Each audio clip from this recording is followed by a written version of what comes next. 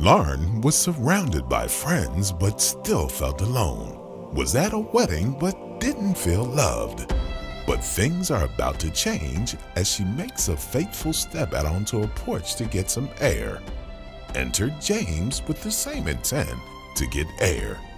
He sees her and he can't resist her delicious rear view. When she turns, he just has to ask her out.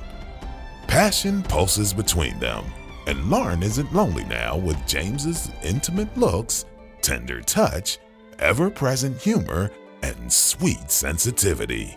Basking in his attention, Lauren, 5'11", admits that good things can come in short packages, as in the 5'6" James. But suddenly, their romance is placed on the line when her crippling childhood fear forces him into a deadly secret that might just separate them. Is their love strong enough to take them from the passion of this romance to the pleasure of forever after? Or will loneliness once again become Lauren's constant companion? Find out.